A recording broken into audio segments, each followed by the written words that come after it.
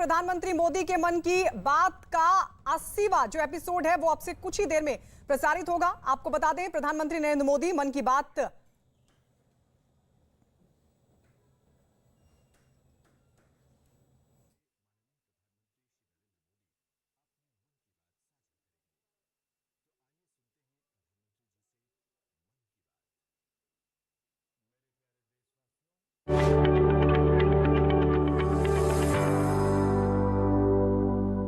मेरे प्यारे देशवासियों, नमस्कार।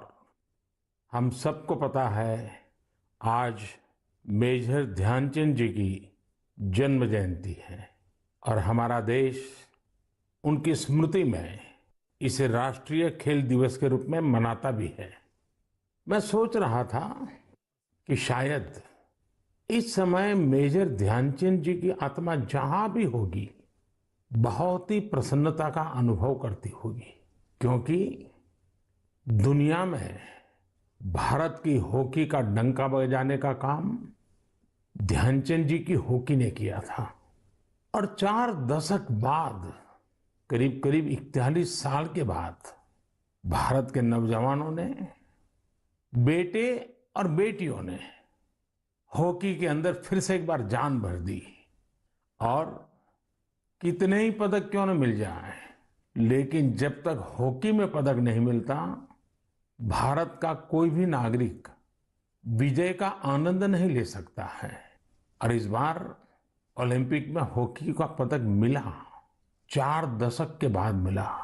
आप कल्पना कर सकते हैं, मेजर ध्यानचंद जी के दिल पर, उनकी आत्मा पर, वो जहां होंगे वहां कितनी प्रसन्नता होती होगी।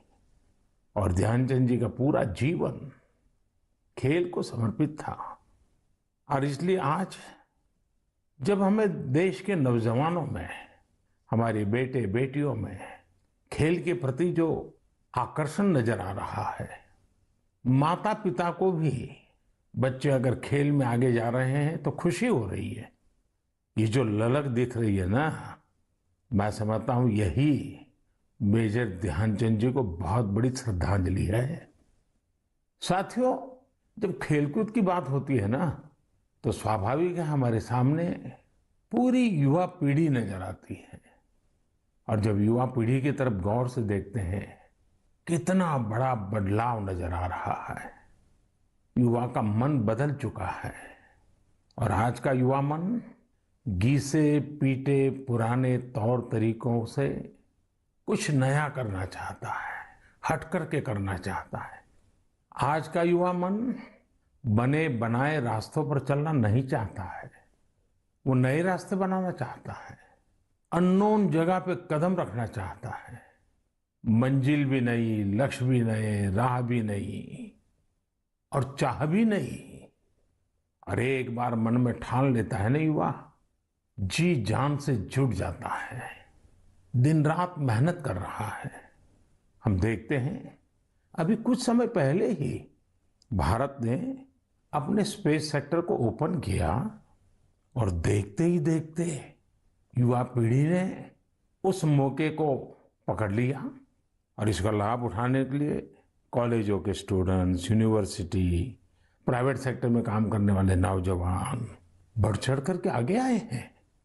और मुझे पक्का भरोसा है, आने वाले दिनों में बहुत बड़ी संख्या ऐसे सैटेलाइट्स की होगी जो हमारे युवाओं ने, हमारे छात्रों ने, हमारे कॉलेज ने, हमारी यूनिवर्सिटी ने, लैब में काम करने वाले स्टूडेंट्स ने काम किया होगा।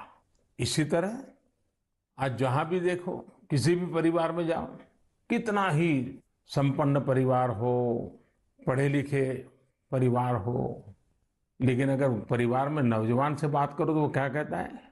वो अपने पारिवारिक जो परंपराओं से हट करके कहता है मैं तो स्टार्टअप करूंगा, स्टार्टअप्स में चला जाऊंगा। यानी रिस्क लेने के लिए उसका मन उछल रहा है। आज छोटे छोटे शहरों में भी स्टार्टअप कल्चर का विस्तार हो रहा है और मैं उसमें उज्जवल भविष्य के संकेत देख रहा हूं। अभी कुछ दिन पहले ही हमारे देश में खिलौनों की चर्चा हो रही थी। देखते ही देखते जब हमारे युवाओं के ध्यान में विषय आया, उन्होंने भी मन में ठान लिया कि दुनिया में भारत के खिलौनों की पहचान कैसे बने, और नए नए प्रयोग कर रहे हैं। और दुनिया में खिलौना का बहुत बड़ा मार्केट है, 6-7 लाख करोड़ का मार्केट है।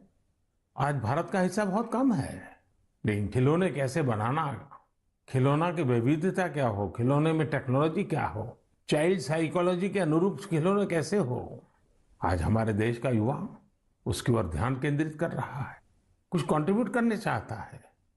साथ में एक और बात जो मन को खुशियों से भर भी देती है और विश्वास को और मजबूत भी करती है, और वो क्या है, कभी आपने मार्क किया है, आमतौर पर हमारे यहाँ स्वभाव बन चुका था, होती है चलो यार चलता है। लेकिन मैं देख रहा हूं मेरे देश का युवा मन अब सर्वश्रेष्ठ की तरफ अपने आप को केंद्रित कर रहा है, सर्वोत्तम करना चाहता है, सर्वोत्तम तरीके से करना चाहता है। ये भी राष्ट्र की बहुत बड़ी शक्ति बनकर उभरेगा। साथ ही इस बार ओलंपिक ने बहुत बड़ा प्रभाव पैदा किया है। ओलंपिक के खेल पूरे हुए, अभी पैरालंपिक चल रहा है। देश को हमारे इस खेल जगत में जो कुछ भी हुआ, विश्व की तुलना में भले कम होगा, लेकिन विश्वास भरने के लिए तो बहुत कुछ हुआ। आज युवा सिर्फ स्पोर्ट्स की तरफ देख ही रहा, ऐसा नहीं है, लेकिन वह उससे जुड़ी संभावनाओं की भी और देख रहा है, उसके पूरे इकोसिस्टम को बहुत बारीकी से देख रहा है, उसके सामर्थ्य को वो समझ रहा है और किसी न किसी रूप में खुद को जोड़ना भी चाहता है। अब वो कन्वेंशनल चीजों से आगे जाकर न्यू डिसिप्लिन्स को अपना रहा है। और मेरे देशवासियों, जब इतना मोमेंटम आया है, हर परिवार में खेल की चर्चा शुरू हुई है, आप ही बताइए मुझे, क्या ये मोमेंटम को अब थमने देना चाहिए, रुकने देना चाहिए? जी नहीं, आप भी मेरी तरह ही सोचते होंगे। अब देश में खेल, खेलकूद, स्पोर्ट्स, स्पोर्ट्समैन स्पिरिट अब रुकना नहीं है। इस मोमेंटम को पारिवारिक जीवन में, सामाजिक जीवन में, राष्ट्र जीवन में स्थायी बनाना है, ऊर्जा से भर देना है, निरंतर नई ऊर्जा से भरना है। घर हो, बाहर हो, गांव हो, शहर हो, हमारे खेल के मैदान भरे हुए होने चाहिए। सब खेलें, सब खिलें। और आपको याद है ना, मैंने लाल किले से कहा था, सबका प्रयास। जी हां, सबका प्रयास। सबके प्रयास से ही भारत खेलों में वो ऊंचाई प्राप्त कर सकेगा जिसका वो हकदार है। मेजर ध्यानचंद जी जैसे लोगों ने जो राह बताई है, उसमें आगे बढ़ना हमारी जिम्मेवारी है। बरसों बाद देश में ऐसा कालखंड आया है कि खेलों के प्रति परिवार हो, समाज हो, राज्य हो, राष्ट्र हो, एक मन से सब लोग जुड़ रहे हैं। मेरे प्यारे नौजवानों, हमें इस अवसर का फायदा उठाते हुए अलग अलग प्रकार के स्पोर्ट्स में महारत भी हासिल करनी चाहिए। गांव गांव खेलों की स्पर्धाएं निरंतर चलती रहनी चाहिए। स्पर्धा में से ही खेल विस्तार होता है, खेल विकास होता है, खिलाड़ी भी उसी में से निकलते हैं।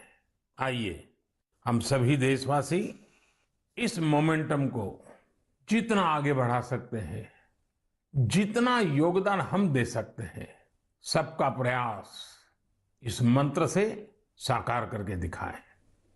मेरे प्यारे देशवासियों, कल जन्माष्टमी का महापर्व भी है। जन्माष्टमी का यह पर्व यानी भगवान श्री कृष्ण के जन्म का पर्व। हम भगवान के सब स्वरूपों से परिचित हैं। नटखट कन्हैया से लेकर के विराट रूप धारण करने वाले कृष्ण तक, शास्त्र सामर्थ्य से लेकर के शस्त्र सामर्थ्य वाले कृष्ण तक, कला हो, सौंदर्य हो, माधुर्य हो, कहां कहां कृष्ण है। लेकिन ये बातें मैं इसलिए कर रहा हूं कि जन्माष्टमी से कुछ दिन पूर्व मैं एक ऐसे दिलचस्प अनुभव से गुजरा हूं, तो मेरा मन करता है मैं ये बातें आपसे करूं। आपको याद होगा, इस महीने की 20 तारीख को भगवान सोमनाथ मंदिर से जुड़े निर्माण कार्यों का लोकार्पण किया गया है। सोमनाथ मंदिर से 3-4 किलोमीटर दूरी पर ही भालका तीर्थ है। ये भालका तीर्थ वो है जहां भगवान श्री कृष्ण ने धरती पर अपनी अंतिम पल बिताई थी। एक प्रकार से इस लोक की उनकी लीलाओं का वहां समापन हुआ था। सोमनाथ ट्रस्ट द्वारा उस सारे क्षेत्र में विकास के बहुत सारे काम चल रहे हैं। मैं भालका तीर्थ और वहां हो रहे कार्य के बारे में सोच ही रहा था कि मेरी नजर एक सुंदर सी आर्ट बुक पर पड़ी। यह किताब मेरे आवास के बाहर कोई मेरे लिए छोड़कर गया था। इसमें भगवान श्री कृष्ण के अनेकों रूप, अनेकों भव्य तस्वीरें थी, बड़ी मोहक तस्वीरें थी और बड़ी मीनिंगफुल तस्वीरें थी। मैंने किताब के पन्ने पलटना शुरू किया तो मेरी जिज्ञासा जरा और बढ़ गई। जब मैंने इस किताब और इन सारे चित्रों को देखा और उस पर मेरे लिए एक संदेश लिखा तो वो जब पढ़ा तो मेरा मन कर गया कि उनसे मैं मिलूं। जो ये किताब मेरे घर के बाहर छोड़ के चले गए हैं, मुझे उनको मिलना चाहिए। तो मेरी ऑफिस ने उनका संपर्क किया। दूसरे ही दिन उनको मिलने के लिए बुलाया और मेरी जिज्ञासा इतनी थी, आर्ट बुक को देख करके, श्री कृष्ण के अलग अलग रूपों को देख करके, इसी जिज्ञासा में मेरी मुलाकात हुई जदुरानी दासी जी से। वे अमेरिकन हैं, जन्म अमेरिका में हुआ, लालन पालन अमेरिका में हुआ। जदुरानी दासी जी इस्कॉन से जुड़ी है, हरे कृष्ण मूवमेंट से जुड़ी हुई है और उनकी एक बहुत बड़ी विशेषता है, भक्ति आर्ट्स में वो निपुण है। आप जानते हैं, अभी 2 दिन बाद ही 1 सितंबर को इस्कॉन के संस्थापक श्रील प्रभुपाद स्वामी जी की 125वीं जयंती है। जदुरानी दासी जी इसी सिलसिले में भारत आई थी। मेरे सामने बड़ा सवाल ये था कि जिनका जन्म अमेरिका में हुआ, जो भारतीय भावों से इतना दूर रही, वो आखिर कैसे भगवान श्री कृष्ण के इतने मोहक चित्र बना लेती है। मेरी उनसे लंबी बात हुई थी, लेकिन मैं आपको उसका कुछ हिस्सा सुनाना चाहता हूँ। Jadurani ji, Hare Krishna. I have read a little about bhakti art, but tell our listeners more about it. Your passion and interest towards it is great. So, Bhakti art, we have one article in the Bhakti Art Illuminations which explains how this art is not coming from the mind or imagination, but it's from the ancient Vedic scriptures like Brahma Samhita, Venum Karaini Patitam Skalitam Sikanda, from the Goswamis of Vrindavan, from Lord Brahma himself, Ishvara Paramakrishna Sachidananda Vigraha, how he carries a flute, how all of his senses can act for any other sense, and Srimad Bhagavatam, Varaha Bitang Natavaravapum Karnayo Karnikaram, everything. He wears a karnikar flower on his ear. He makes the impressions of his lotus feet all over the land of Vrindavan. The cowherd boys sing of his glories. His flute attracts the hearts and minds of all fortunate beings. So everything is from the ancient Vedic scriptures. And the power of the scriptures, which are coming from transcendental personalities, and the pure devotees who are bringing it, the art has their power, and that's why it's transformational. It's not my power at all. Jadurani ji, I have one different type of question for you. Since 1966, in a way, and from 1976 physically, you have been associated with India for long. Will you please tell me, what does India mean to you? Prime Minister Ji, India means everything to me. I was mentioning, I think, to the Honorable President a few days ago that India has come up so much in technical advancement and following the West very well with Twitter and Instagram and iPhones and big buildings and so much facility, but I know that that's not the real glory of India. What makes India glorious is the fact that Krishna himself, the Avatari, appeared here, and all the avatars appeared here. Lord Shiva appeared here. Lord Ram appeared here. All the holy rivers are here. All the holy places of Vaishnava culture are here. And so India, especially Vrindavan, is the most important place in the universe. Vrindavan is the source of all the Vaikuntha planets, the source of Dwarka, the source of the whole material creation. So I love India. Thank you Jadurani ji. Hare Krishna. साथियों, दुनिया के लोग जब आज भारतीय अध्यात्म और दर्शन के बारे में इतना कुछ सोचते हैं, तो हमारी भी जिम्मेदारी है कि हम अपनी इन महान परंपराओं को आगे लेकर जाएं। जो कालबाह्य है उसे छोड़ना ही है, लेकिन जो कालातीत है उसे आगे भी ले जाना है। हम अपने पर्व मनाएं, उसकी वैज्ञानिकता को समझें, उसके पीछे के अर्थ को समझें। इतना ही नहीं, हर पर्व में कोई न कोई संदेश है, कोई न कोई संस्कार है। हमें इसे जानना भी है, जीना भी है और आने वाली पीढ़ियों के लिए विरासत के रूप में उसे आगे बढ़ाना भी है। मैं एक बार फिर सभी देशवासियों को जन्माष्टमी की बहुत बहुत शुभकामनाएं देता हूं। मेरे प्यारे देशवासियों, इस कोरोना कालखंड में स्वच्छता के विषय में मुझे जितनी बातें करनी चाहिए थी, लगता है शायद उसमें कुछ कमी आ गई थी। मुझे भी लगता है कि स्वच्छता के अभियान को हमें रत्ती भर भी ओझल नहीं होने देना है। राष्ट्र निर्माण के लिए सबका प्रयास कैसे सबका विकास करता है, इसके उदाहरण हमें प्रेरणा भी देते हैं और कुछ करने के लिए एक नई ऊर्जा भर देते हैं, नया विश्वास भर देते हैं, हमारे संकल्प में जान फूंक देते हैं। हम ये भली बात जानते हैं कि जब भी स्वच्छ भारत अभियान की बात आती है तो इंदौर का नाम आता ही आता है, क्योंकि इंदौर ने स्वच्छता के संबंध में अपनी एक विशेष पहचान बनाई है और इंदौर के नागरिक इसके अभिनंदन के अधिकारी भी हैं। हमारा ये इंदौर कई वर्षों से स्वच्छ भारत रैंकिंग में पहले नंबर पर बना हुआ है। अब इंदौर के लोग स्वच्छ भारत के इस रैंकिंग से संतोष पा करके बैठना नहीं चाहते हैं, वे आगे बढ़ना चाहते हैं, कुछ नया करना चाहते हैं। और उन्होंने क्या मन में ठान ली है, उन्होंने वाटर प्लस सिटी बनाए रखने के लिए जी जान से जुटे हुए हैं।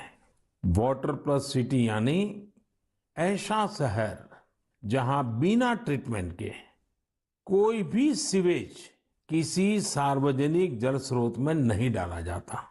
यहाँ के नागरिकों ने खुद आगे आकर अपनी नालियों को सीवर लाइन से जोड़ा है, स्वच्छता अभियान भी चलाया है और इस वजह से सरस्वती और कान नदियों में गिरने वाला गंदा पानी भी काफी कम हुआ है और सुधार नजर आ रहा है।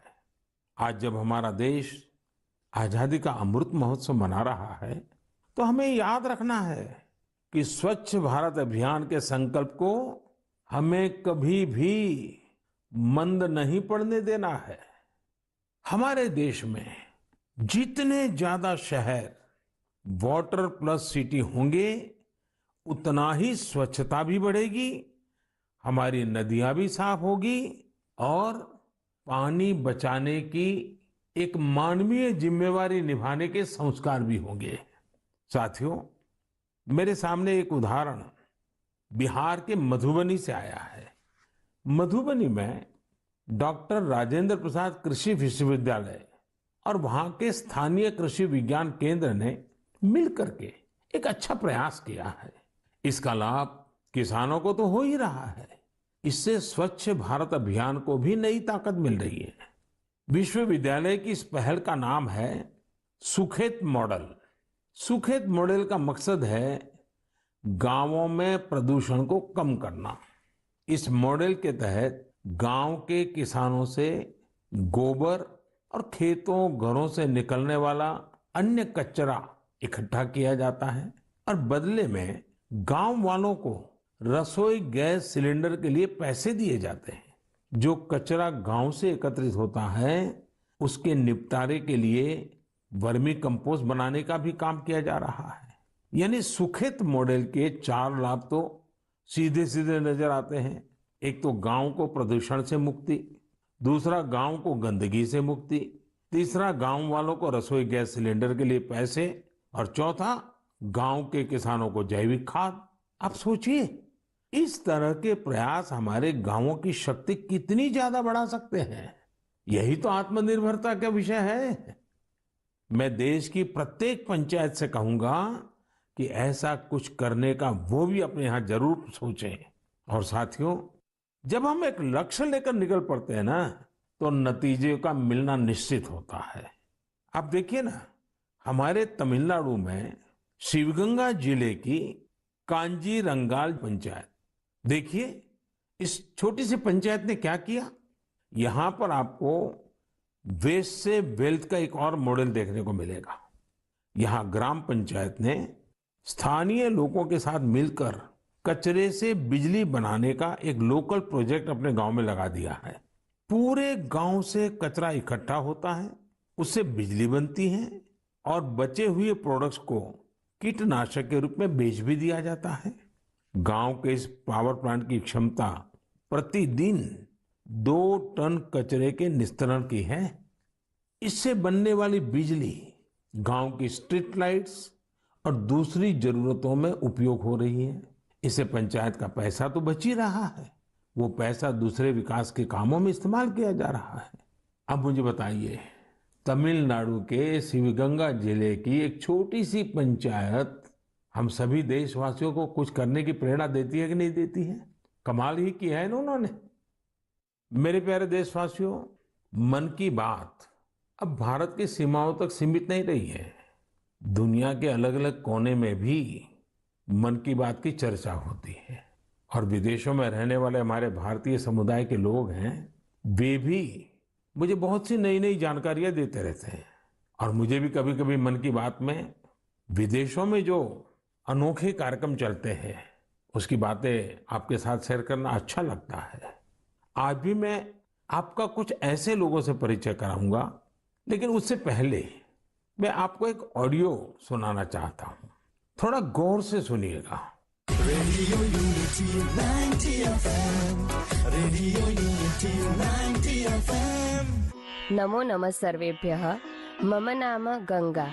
भवन्तु शृण्वन्तु रेडियो यूनिटी 90 FM, एक भारत श्रेष्ठ भारत।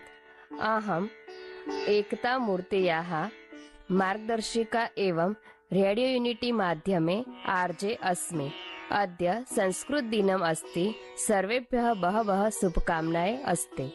सरदार वल्लभभाई पटेल महोदयस्य लौहपुरुषः इति उच्यते। 13विंशतिसहस्रतमे वर्षे लौहसङ्ग्रहस्य अभियानं प्रारब्धम्। 34 टन् परिमितं लौहस्य गलनं कृतम्। झारखण्डस्य एकः कृषकः मृद्गरस्य दानं कृतवान्। भवन्तु शृण्वन्तु रेडियो यूनिटी 90 FM, एक भारत श्रेष्ठ Bharat. Radio unity 90 FM, radio unity 90 FM। साथियों, भाषा तो आप समझ गए होंगे। ये रेडियो पर संस्कृत में बात की जा रही है और जो बात कर रही हैं वो है आरजे गंगा। आरजे गंगा गुजरात के रेडियो जॉकीज के ग्रुप की एक सदस्य हैं। उनके और भी साथी हैं, जैसे आरजे नीलम, आरजे गुरु और आरजे हेतल। ये सभी लोग मिलकर गुजरात में केवड़िया में इस समय संस्कृत भाषा का मान बढ़ाने में जुटे हुए हैं। और आपको मालूम है ना, ये केवड़िया वही है जहां दुनिया का सबसे ऊंचा स्टैच्यू, हमारे देश का गौरव, स्टैच्यू ऑफ यूनिटी जहां पर है, उस केवड़िया की मैं बात कर रहा हूं। और ये सब ऐसे रेडियो जॉकीज हैं जो एक साथ कई भूमिकाएं निभाते हैं। एक गाइड के रूप में भी अपनी सेवा देते हैं, और साथ साथ community radio initiative radio unity 90 FM उसका संचालन भी करते हैं। ये आरजे अपने श्रोताओं से संस्कृत भाषा में बात करते हैं, उन्हें संस्कृत में जानकारी उपलब्ध कराते हैं। साथियों, हमारे यहाँ संस्कृत के बारे में कहा गया है, अमृतम संस्कृतम मित्र सरसम सरलम वचः एकता मुल्कम राष्ट्रे ज्ञान विज्ञान पोषकम। अर्थात हमारी संस्कृत भाषा सरस भी है, सरल भी है। संस्कृत अपने विचारों, अपने साहित्य के माध्यम से ये ज्ञान विज्ञान और राष्ट्र की एकता का भी पोषण करती है, उसे मजबूत करती है। संस्कृत साहित्य में मानवता और ज्ञान का ऐसा ही दिव्य दर्शन है जो किसी को भी आकर्षित कर सकता है। हाल ही में मुझे कई ऐसे लोगों के बारे में जानने को मिला जो विदेशों में संस्कृत पढ़ाने का प्रेरक कार्य कर रहे हैं। ऐसे एक व्यक्ति हैं श्रीमान रटगर कॉर्टेनहॉर्स्ट, जो आयरलैंड में संस्कृत के जाने माने विद्वान और शिक्षक हैं और वहाँ के बच्चों को संस्कृत पढ़ाते हैं। इधर हमारे यहाँ पूरब में भारत और थाईलैंड के बीच सांस्कृतिक संबंधों की मजबूती में संस्कृत भाषा की भी एक अहम भूमिका है। डॉक्टर चिरापत प्रपंड विद्या और डॉक्टर कुसुमा रक्षामणि, ये दोनों थाईलैंड में संस्कृत भाषा के प्रचार प्रसार में बहुत महत्वपूर्ण भूमिका निभा रहे हैं। उन्होंने थाई और संस्कृत भाषा में तुलनात्मक साहित्य की रचना भी की है। ऐसे ही एक प्रोफेसर हैं श्रीमान बोरिस जाखरिन, रशिया में मॉस्को स्टेट यूनिवर्सिटी में ये संस्कृत पढ़ाते हैं। उन्होंने कई शोध पत्र और पुस्तकें प्रकाशित की हैं। उन्होंने कई पुस्तकों का संस्कृत से रूसी भाषा में अनुवाद भी किया है। इसी तरह सिडनी संस्कृत स्कूल ऑस्ट्रेलिया के उन प्रमुख संस्थानों में से एक है जहां विद्यार्थियों को संस्कृत भाषा पढ़ाई जाती है। ये स्कूल बच्चों के लिए संस्कृत ग्रामर कैंप, संस्कृत नाटक और संस्कृत दिवस जैसे कार्यक्रमों का भी आयोजन करते हैं। साथियों, हाल के दिनों में जो प्रयास हुए हैं उनसे संस्कृत को लेकर एक नई जागरूकता आई है। अब समय है कि इस दिशा में हम अपने प्रयास और बढ़ाएं। हमारी विरासत को संजोना, उसको संभालना, नई पीढ़ी को देना, ये हम सबका कर्तव्य है और भावी पीढ़ियों का उस पर हक भी है। अब समय है इन कामों के लिए भी सबका प्रयास ज्यादा बढ़े। साथियों, अगर आप इस तरह के प्रयास में जुटे ऐसे किसी भी व्यक्ति को जानते हैं, ऐसी किसी जानकारी आपके पास है, तो कृपया #सेलिब्रेटिंग संस्कृत के साथ सोशल मीडिया पर उनसे संबंधित जानकारी जरूर साझा करें। मेरे प्यारे देशवासियों, अगले कुछ दिनों में ही विश्वकर्मा जयंती भी आने वाली है। भगवान विश्वकर्मा को हमारे यहाँ विश्व की सृजन शक्ति का प्रतीक माना गया है। जो भी अपने कौशल्य से किसी वस्तु का निर्माण करता है, सृजन करता है, चाहे वो सिलाई कढ़ाई हो, सॉफ्टवेयर हो या फिर सैटेलाइट, ये सब भगवान विश्वकर्मा का प्रकटीकरण है। दुनिया में भले स्किल की पहचान आज नए तरीके से हो रही है, लेकिन हमारे ऋषियों ने तो हजारों सालों से स्किल और स्केल पर बल दिया है। उन्होंने स्किल को, हुनर को, कौशल को आस्था से जोड़कर हमारे जीवन दर्शन का हिस्सा बना दिया है। हमारे वेदों ने भी कई सूक्त भगवान विश्वकर्मा को समर्पित किए हैं। सृष्टि की जितनी भी बड़ी रचनाएं हैं, जो भी नए और बड़े काम हुए हैं, हमारे शास्त्रों में उनका श्रेय भगवान विश्वकर्मा को ही दिया गया है। ये एक तरह से इस बात का प्रतीक है कि संसार में जो कुछ भी डेवलपमेंट और इनोवेशन होता है वो स्किल्स के जरिए ही होता है।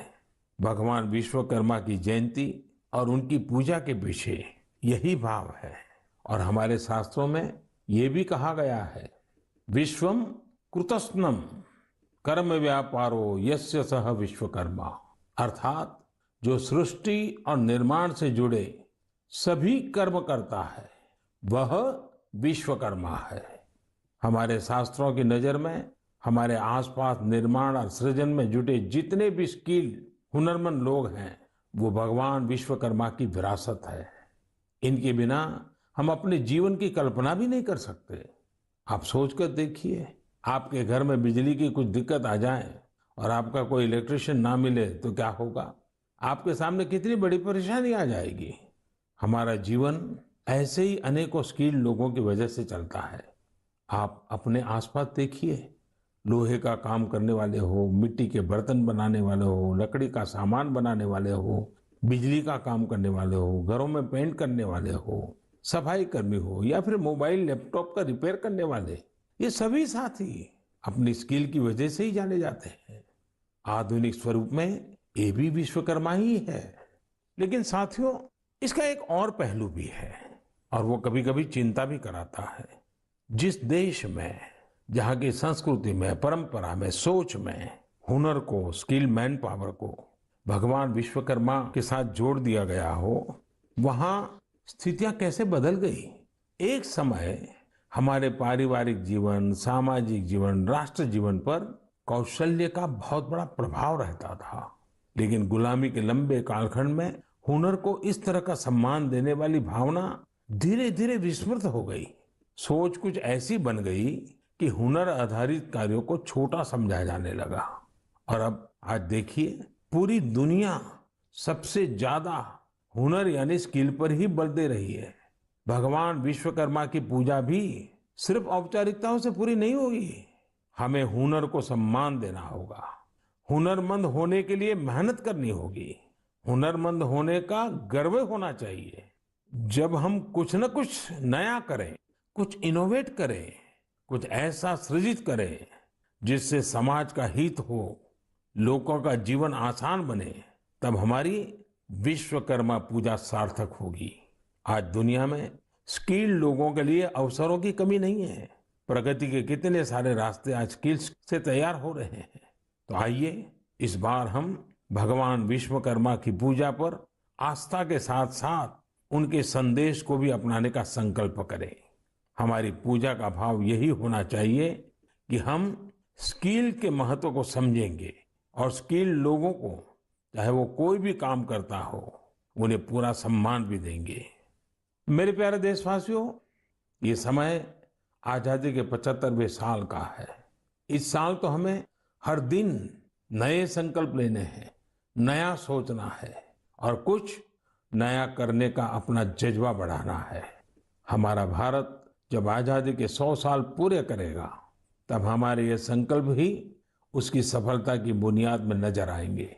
इसलिए हमें ये मौका जाने नहीं देना है। हमें इसमें अपना ज्यादा से ज्यादा योगदान देना है। और इन प्रयासों के बीच हमें एक बात और याद रखनी है, दवाई भी कड़ाई भी। देश में 62 करोड़ से ज्यादा वैक्सीन की डोज दी जा चुकी है। लेकिन फिर भी हमें सावधानी रखनी है, सतर्कता रखनी है। और हाँ, हमेशा की तरह जब भी आप कुछ नया करें, नया सोचें, तो उसमें मुझे भी जरूर शामिल करिएगा। मुझे आपके पत्र और मैसेजेस का इंतजार रहेगा। इसी कामना के साथ आप सभी को आने वाले पर्वों की एक बार फिर ढेरों बधाइयां। बहुत बहुत धन्यवाद। नमस्कार। तो मन की बात में प्रधानमंत्री मोदी को आप सुन रहे थे, जिन्होंने अपने बात का समापन आने वाले पर्वों की बधाई के साथ किया। और उन्होंने साफ तौर पर कहा कि नया सोचिए, नया कीजिए, और जो भी नया सोचिए और नया करें उसको मेरे साथ साझा जरूर करें। और मैं मन की बात के कार्यक्रम में उसको बताऊंगा भी, उसका जिक्र भी करूंगा। लेकिन इसके अलावा प्रधानमंत्री नरेंद्र मोदी ने अपनी बात की शुरुआत ओलंपिक में खिलाड़ियों के बेहतरीन प्रदर्शन के साथ की और यह कहा कि किस तरीके से खिलाड़ियों ने अपनी मेहनत से देश का नाम रोशन किया। मेजर ध्यानचंद की आज जयंती भी है, उसका जिक्र भी प्रधानमंत्री नरेंद्र मोदी ने किया और उनके प्रयासों को बताते हुए कहा कि कैसे उन्होंने हॉकी के जरिए दुनिया में डंका बजाया था खेल का। और साथ ही प्रधानमंत्री नरेंद्र मोदी की तरफ से स्पेस सेक्टर का भी जिक्र किया गया और युवाओं का उसमें प्रयास बताते हुए कहा कि युवा जो ठान लेता है वो करके दिखाता है। स्टार्टअप का जिक्र किया प्रधानमंत्री नरेंद्र मोदी ने और स्टार्टअप के जरिए युवाओं के प्रयत्नों का, उनके जज्बे का, उनके हौसले का जिक्र करते हुए कहा कि कैसे उनके जो प्रयास हैं वो स्टार्टअप के जरिए देश का भविष्य बदलने में एक महत्वपूर्ण योगदान दे रहे हैं। प्रधानमंत्री नरेंद्र मोदी की तरफ